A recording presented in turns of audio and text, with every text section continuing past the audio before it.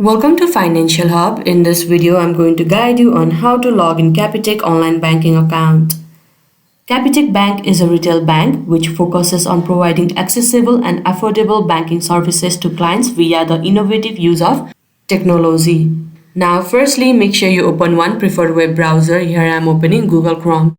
Now at the search bar, you can simply search capitecbank.com and press enter. Now you will be led to this kind of interface, and at the top you can see the option online banking sign in. You need to click over there.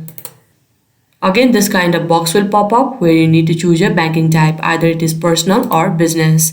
Now for this video we will go for personal banking. Now click over here. Now here simply you need to enter your account number or your username. Here you can also see this box where they have provided you security basics. Here you can read this. You can simply note it down or read it.